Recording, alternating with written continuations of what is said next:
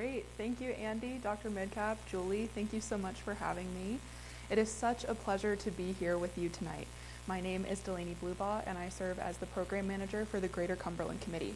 I like to say that I was raised by Mountain Maryland. Both my parents are products of Appalachia, of Mountain Maryland specifically, and I graduated from Allegheny High School in 2018. So I've been here for a minute, right? And for that reason, I consider myself incredibly lucky to be able to serve it now. I'm so excited to be here this evening to tell you more about the Outdoor Recreation Economy Institute at Frostburg State University. So let's get started.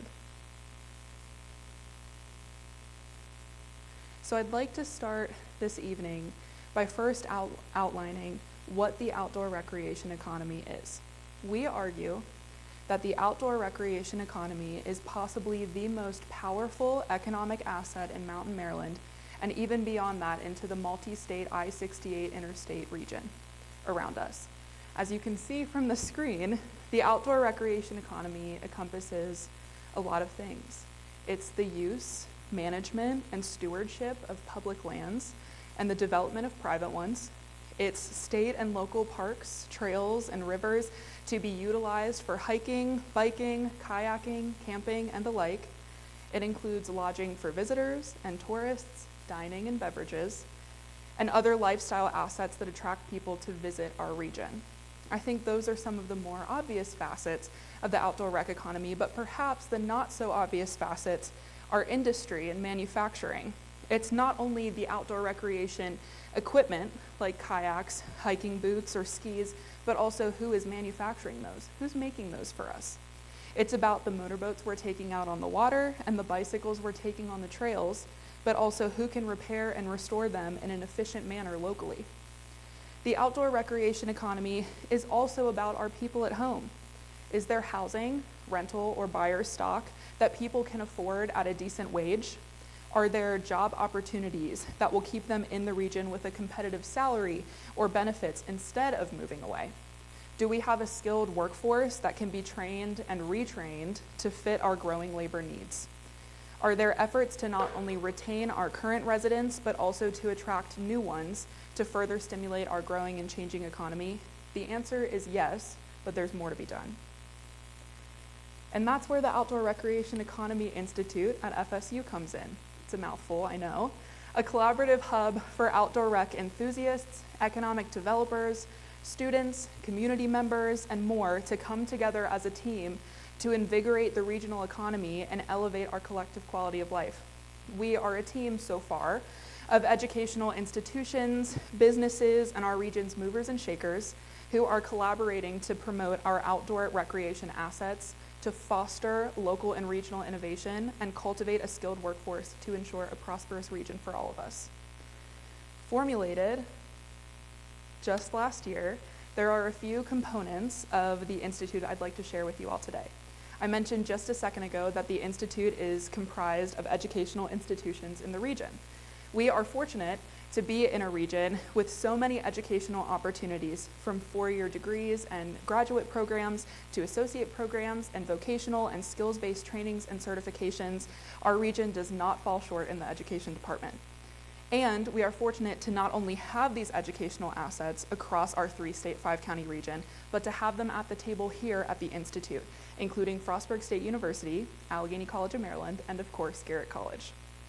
Spread throughout the room, actually right behind me, are banners to highlight some of the opportunities these institutions have begun or will begin offering soon to upskill and enhance our outdoor rec economy offerings in the region. And I encourage you to come up and take a look at them once this wraps up today. But for now, I'll just give you the highlights. Oh, sorry about that. Allegheny College of Maryland recently began offering a bicycle repair program this spring. The training program prepares students to work in the bicycle repair industry and to give them an opportunity to engage in an area of interest for them. Area bicycle shop owners are also invited to participate as part of the training team as a way to engage with their future workforce. So the ultimate goal of this training program is not only to train an emerging workforce for the bicycle and repair bicycle industry, but also to connect them with local and area bicycle shops who have the potential to be their future employers. Frostburg State's CANOE, or Center for the Advancement of Natural and Outdoor Experiences, is a relatively new program on campus. It offers training and other education opportunities for FSU students and community members alike to engage with the outdoors in many ways. Previous offerings have included biking on the C&O Canal Path or the Gap Trail, hiking many of the region's trails, and kayaking in our many wonderful water features and marine assets throughout the region. A major goal of CANOE is to offer opportunities for FSU and area students to engage with the community and the outdoors in a way that you may not otherwise see on campus. We want to build and foster a love for not only the outdoors in general, which is great of course, but for our region's outdoors, to cultivate a desire to live, learn, work, and play in our region beyond graduation. Right here at Garrett College, a marine mechanic program will be offered later this year, which will offer participants a training on all necessary foundational skills for marina repairs. The inaugural training will be offered to current incumbent boat company and marina employees to upskill them for a changing boat economy. And in the future, the program will be offered to a wider audience, including high school graduates, the unemployed, underemployed, and anyone really wishing to make a career change. Julie, did I miss anything on the marine? Great. Now you may be hearing all of this information that I'm saying and thinking, this is the same story other Appalachian communities and other mountain communities across the nation are trying to tell. What sets us apart from them? You could be thinking to yourself, why here? Why Mountain Maryland? Why the surrounding region? And I'd counter you and challenge you to think, why not? A friend and colleague of our team and tourism guru in Allegheny County, Ashley Workman, has said, we are in the middle of everywhere. And I think that's a sentiment that truly sums up our region. We are in great proximity to several major metropolitan areas within just a less than 200-mile radius from our backyards. Washington, D.C. and Baltimore, Maryland, 150 miles roughly. Pittsburgh, Pennsylvania, 104 miles roughly.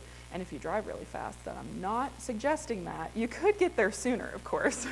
Winchester, Virginia, and Morgantown, West Virginia, also just under 80 miles away from this region at any given point.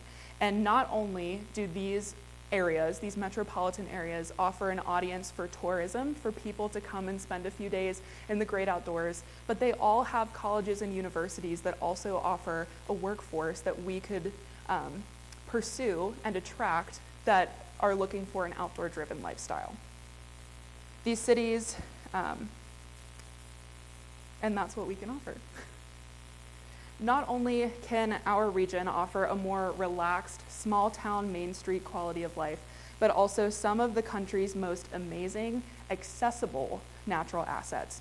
We have world-class kayaking, internationally renowned trails, and a historic infrastructure and culture that dates back to the very beginning of our nation, which is a huge driver for a lot of people to visit and to move into our region. We have miles upon miles of both public and private lands for growth and a skilled, trained, and ready workforce to fit the needs of an outdoor industry looking to relocate here. And I'm sure I missed some as well. And if nothing else, we have beautiful views 365 days of the year. Highlighted here are just some of my favorite natural assets. And if you're a hiker or a biker, head to the C&O Canal or the Gap Trail. If you're a skier or snowboarder, which I have pledged to myself that I would become by the time I turn 25, so we'll see if we get there, head to the Wisp. If you're a boater, a kayaker, a wakeboarder, or a swimmer, head to Deep Creek Lake or Lake Habib at Rocky Gap. The possibilities of outdoor recreation in our region are truly endless.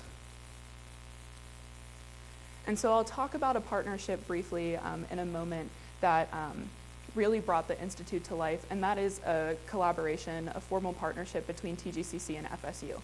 But before I talk about that, I want to talk about the State Outdoor Business Alliance Network.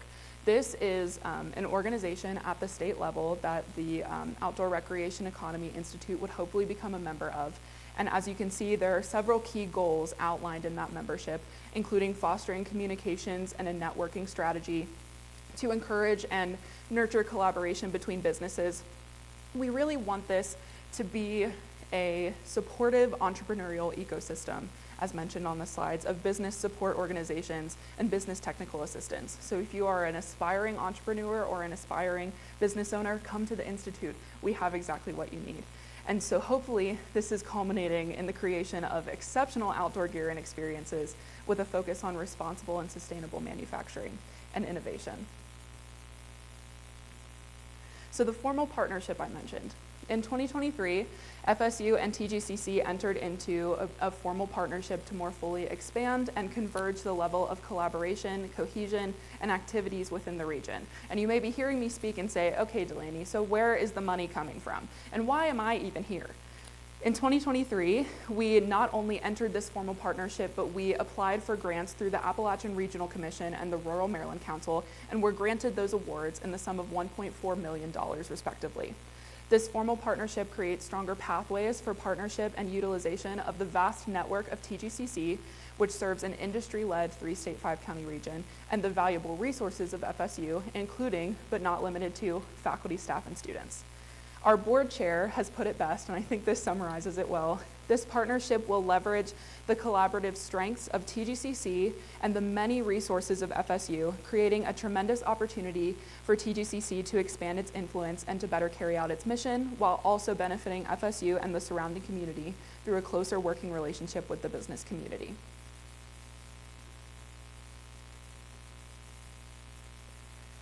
Now, this next part of the presentation, I want to give a note to say I am not, in fact, an economist. I work in economic development, but as Andy mentioned, I have a political science degree, so if you ask too many questions about economics, I promise I will find you the answers, but I certainly cannot give them today. The following slides will depict outdoor recreation economy statistics for the state of Maryland, compiled by the U.S. Bureau of Economic Analysis.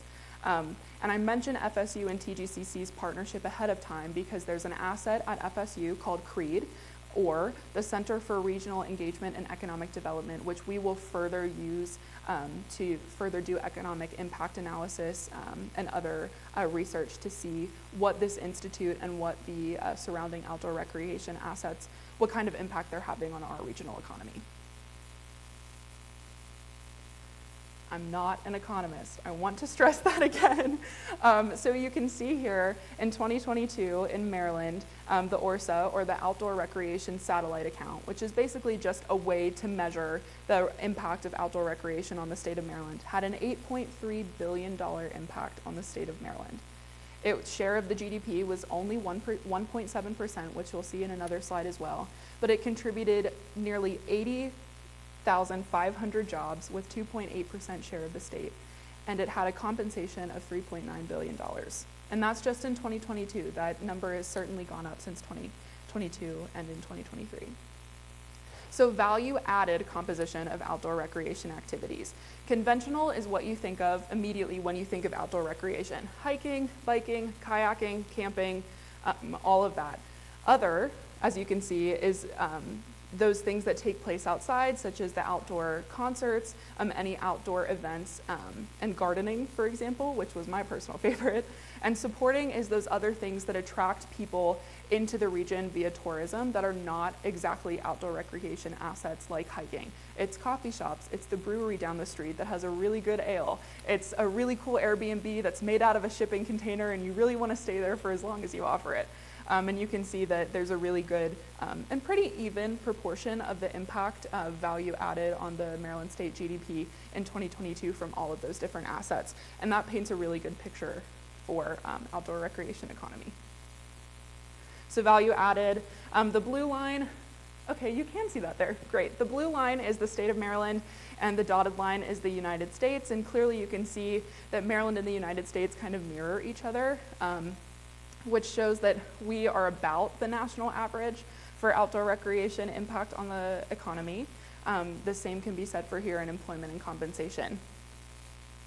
And then the next is a really good picture of the impact that outdoor recreation and the outdoor recreation economy has on the nation. As you can see, there are some super dark blue states, including Montana, Wyoming, and Utah. And of course, there are some lighter states like Maryland, West Virginia, and Pennsylvania for now. But that shows that there's a lot of work to be done and a lot of work already happening, and that's why the Institute is so necessary for now. So FORIA, or the Outdoor Recreation Economy Institute, we're still working on how to say that. FORIA, we'll figure it out, comes to the region after years of collaboration and partnership building across our 3-state, 5-county community and beyond.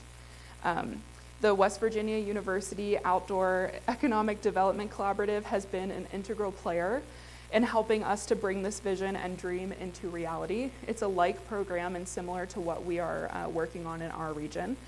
Danny Twilley is the leader of that organization, and his team includes folks from all across the country who have helped to develop rural communities economically in the outdoor recreation economy state, in Morgantown, Western North Carolina, and beyond that into Colorado as well. They have a similar initiative underway that is seeing great success so far called Ascend West Virginia. It's a talent attraction and retention program where several West Virginia towns and cities have been identified to bring new residents into the region and to keep current residents in as well, especially young talent. There's an emphasis on ages 18 to 25 to encourage them with an incentive program to live, learn, work, and play in the identified West Virginia towns. We expect we'll continue to develop this partnership further and see what kind of programs we could institute in the 3-state, 5-county region here in the coming months and years as we see success in all of our work. And the Outdoor Recreation Economy Institute could not come to life without all of our wonderful partners across the 3-state, 5-county region, including Garrett College, of course. So thank you very much for having us today. We could not do this without them. They have pledged to collaborate and their support as we endeavor into this institute, so we're excited to see what kind of work can come from the future. Okay, and I'm happy to take any questions. Thank you so much.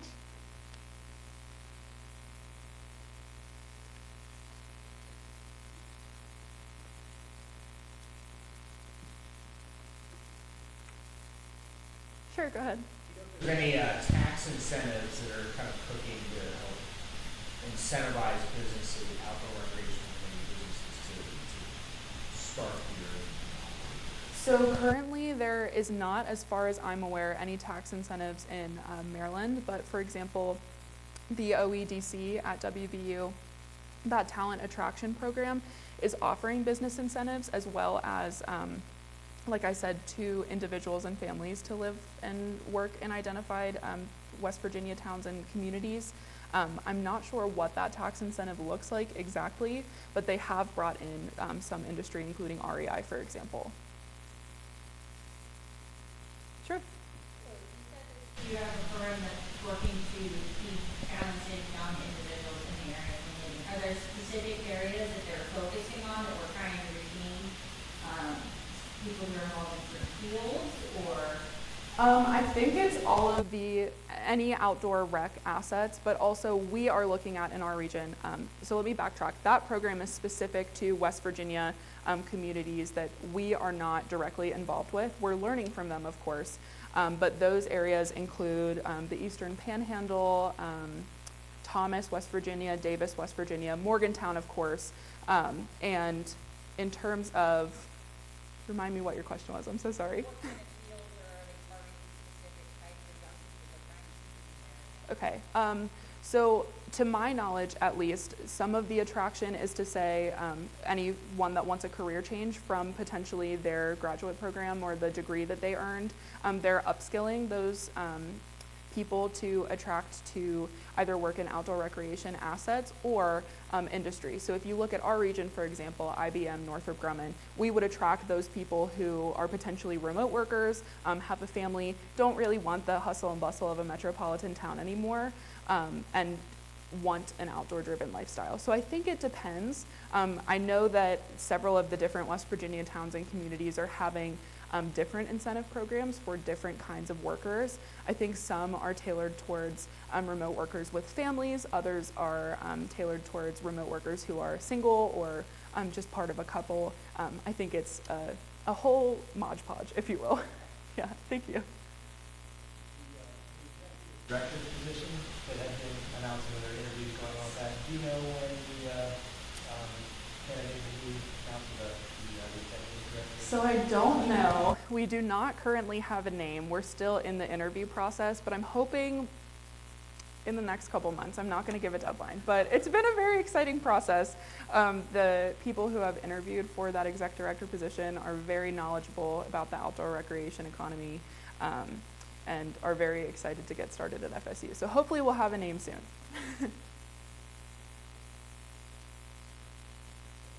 Sure. So you mentioned the grant that was from the ARC. What are some of the other plans for spending that money?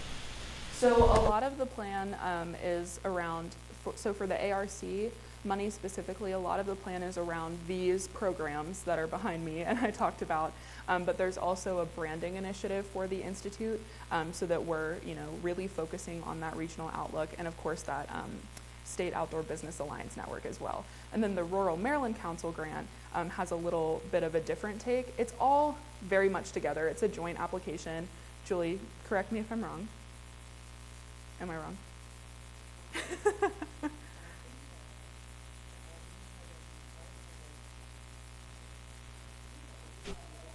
Okay. Okay. Lots of funding around. The other next steps for the Institute, aside from that branding, is obviously to get an executive director. There's a program coordinator that's been kind of carved out for that position as well. So really building out the Institute to begin with so that we can actually deploy out into the region further aside from these programs.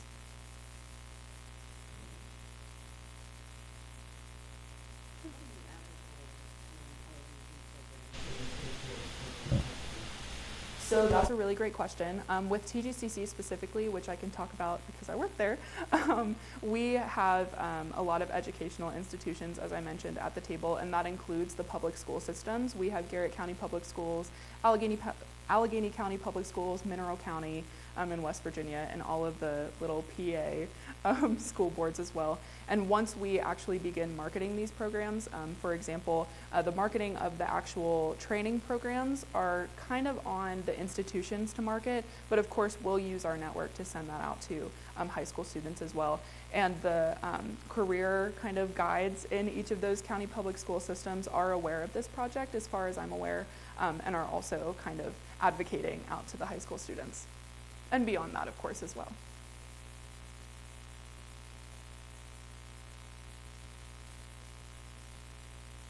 Any other questions?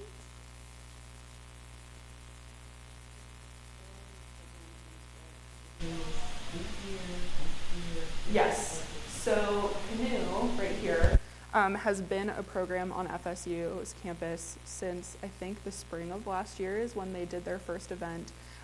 The bicycle repair program had their first training in February of this year, and will offer another one at ACM, I think either during the summer or the fall. And then the Garrett College Marine Technician program is later this year, late fall. So all of them will at least have their first initial training this year, and then of course we'll repeat those after that as well. Sure.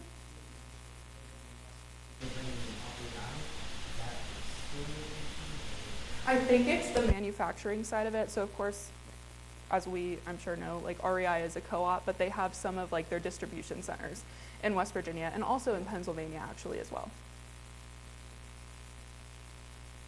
Sure.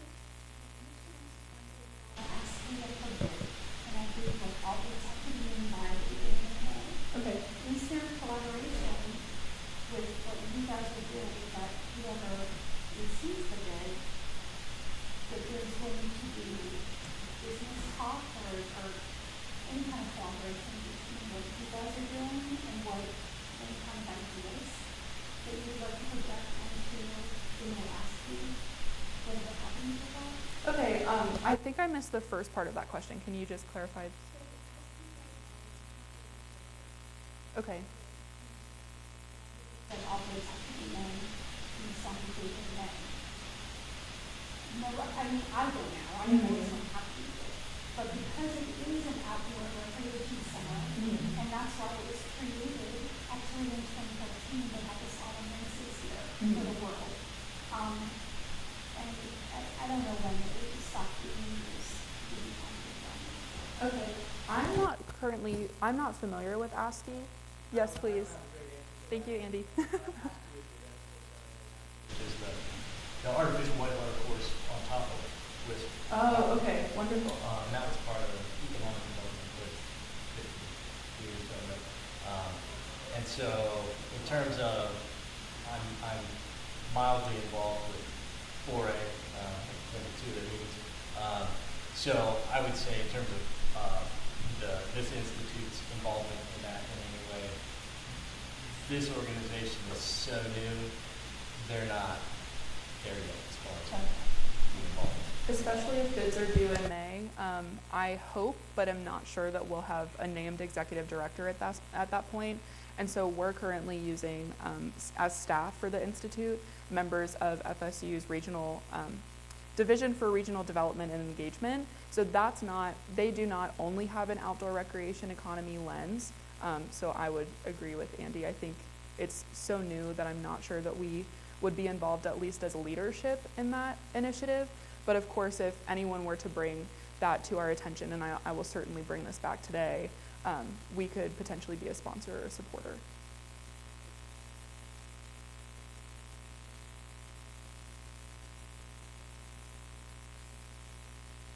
I'm happy to take more questions. Also happy to speak with all of you individually if you have any questions. Thank you so much for having me today. I really appreciate it. Thank you.